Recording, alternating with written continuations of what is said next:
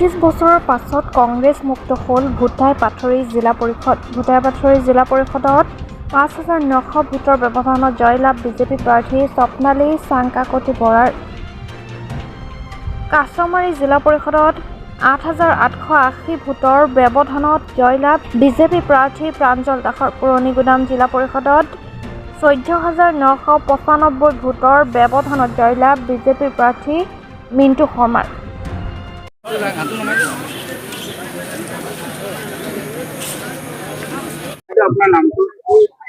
নমস্কাৰ, মোৰ নাম স্বপ্নালী চাংকাকতি বৰা। আপুনি কোনটো জিলা পৰিষদৰ পৰা? মই এবাৰ 13 নং ভূটাই-পাথৰী জিলা পৰিষদৰ বিজেপি মনোনীত প্ৰাৰ্থী হিচাপে মই এবাৰ বিজয় সাব্যস্ত কৰিছোঁ। কাৰ দখলত আছিলে আপোনালোকৰ পৰিষদটো জিলা পৰিষদ? 25 বছৰ ধৰি কংগ্ৰেছৰ দখলত আছিলে।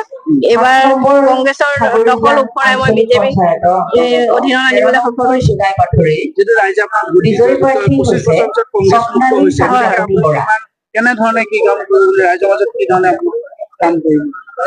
মই ৰাইজৰ মাজত যাওঁতে মই দেখিছোঁ তেখেতলোকৰ সকলোখিনি অভাৱ অভিযোগ, বিশেষকৈ অনুষ্ঠান প্ৰতিষ্ঠানৰ কাৰণে তেওঁলোকৰ যিখিনি আছে, যোৱা 25টা বছৰ যিখিনি পোৱা নাছিলে উন্নয়নমূলক কাম, সেই উন্নয়নমূলক কামখিনি যথাসাধ্য কৰিবলৈ মই চেষ্টা কৰিম।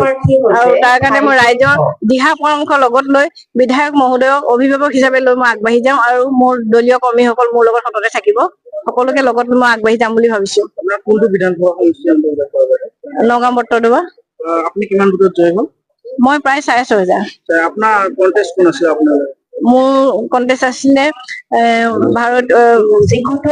ভাৰতীয় জাতীয় পাৰ্টি হিমাশ্ৰী ৰজা।